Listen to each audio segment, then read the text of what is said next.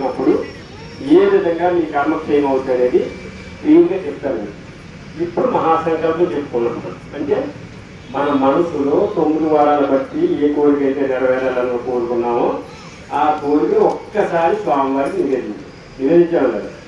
తర్వాత మీరు ఏం చేశారు? ఓం నమో నారాయణ మంత్రం అంటూ గట్టిగా చెప్పుకుంటూ వస్తున్నారు. మీరు అని ఓం నమో నారాయణ మంత్రం చెప్తారు కదమ్మా, దానివల్ల కలిగే పరిస్థితులు చెప్తారు. జాగ్రత్తగా ఉంది.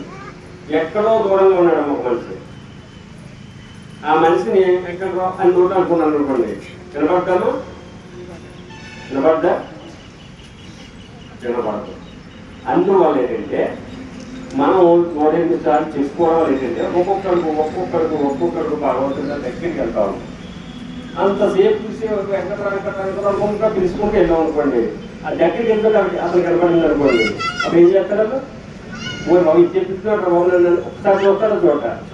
అలాగేంటంటే స్వామి వారు మీ వంక చూస్తారు ఒకసారి. అప్పుడు మీరు ఏం చేస్తారు? ఎప్పుడైతే చూసారో స్వామి నుంచి స్వామి అని ఆయన మీద పాలు పోస్తారన్న. పాలు పోయి ఆయనకి అభిషేకం చేయడం కాదన్న. మీరు అనుకుంటారు ఆయనకి అభిషేకం జరుగుతుంటున్నారు. మీ లోపల ఉన్న భావమైన రోగాలన్నీ కూడా వదలగొడతారన్న మీరు అభిషేకం చేయడం. మీరు స్నానం చేశారనుకోండి, ఒంటి మీద ఉన్న ఊరికే పోతుంది. లోపల ఉన్న భయాన్ని రోగాన్ని అంటే పోగొట్టుకోగలరా? మీ వల్ల అవుతా? ఆయనకి అభిషేకం చేయడం వల్ల రోగాలు, భయాలు, కష్టాలు ఎన్ని కూడా సమసిపోతాయి. మూడోది ఏం చేస్తాం మనం? స్వామివారిని మళ్ళీ శుభ్రంగా తయారైన మనసులోకి స్వామి వారికి ఎదురుగా దీపదర్శనం చేస్తాము. అంటే చీకటిగా ఉన్న గదిలో లైట్ వేసినట్టుగా మన హృదయ పద్మంలో ఉన్న ఆ చీకటి కోణాన్ని తొలగించడం కోసం దీపదర్శనం చేస్తూ ఉంటాము.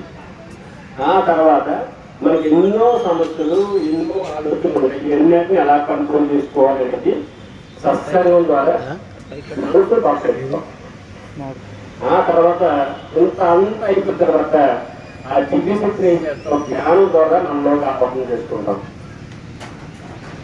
ఎప్పుడైతే ఆహ్వానం చేసుకున్నామో మనం ఒక విధమైన నూతన ఉత్సాహం వస్తున్నాం. అది దేనిని ఎదుర్కోవచ్చు, మన సమస్యను పరిష్కరించుకోవచ్చు అనే మనసు మనలో కలుగుతుందో తెలియకుండా. ఆ తర్వాత శరీర సౌష్ఠవం కోసం ప్రసాదాన్ని, శరీర పుష్టి కోసం ప్రసాదాన్ని ఖర్చు పెడతాము. ఈ విధంగా 5 ఖర్చులు ఇక్కడ చేస్తాం శ్రద్ధగా. అందువల్ల ఇక్కడికి వచ్చిన వేలాది మంది కోరుకునేటువంటి అక్కడ కారణం అనుకున్నారు. మీరు ఇంకెక్కడా పడిపోయిన అవకాశం ఉంటుంది. మీరు అభిషేకం చేయడానికి ఉండదు, డైరెక్ట్గా స్వామివారికి డైరెక్ట్గా వెళ్ళడానికి ఉండదు. ఎన్ని కూడా ఇబ్బందులు తొలగించి స్వామి చేసేటప్పుడు నా బిడ్డలు నా దగ్గరికి రావాలి అనే బాధ్యత ఆయన ఏం చేసేటప్పుడు ప్రతి ఒక్కరికి లోపలికి వెళ్ళే అవకాశం అంటే కుదరదు. కానీ ప్రతి రోజు కూడా తెల్లవారుతో 4 గంటలకు అభిషేకం జరుగుతుంది. మనకి పూర్తిక నెరవేరాలంటే ముందు అది దృష్టిలో పెట్టుకోవాలి.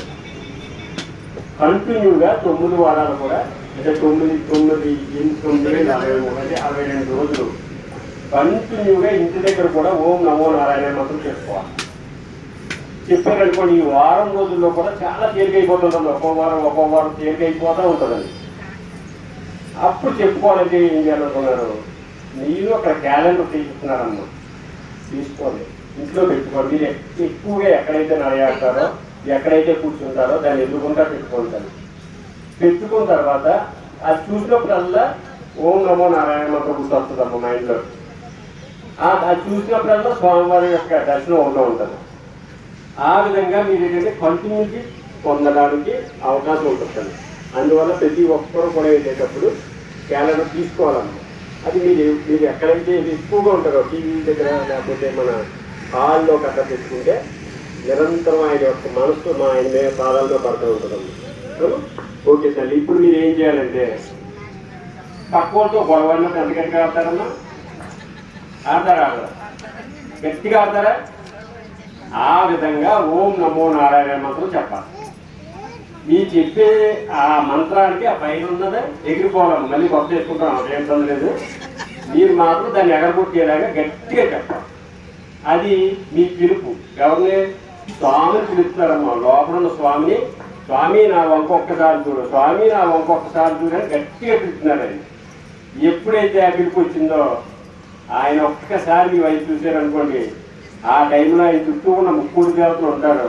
నీ కష్టానికి సంబంధించి తీర్చే దేవత కూడా అక్కడే ఉంటుందమ్మా. ఒక్క క్షణం ఆవిడ వంక చూసారనుకోండి ఈ పని అంతే కూర్చోవుతుంది.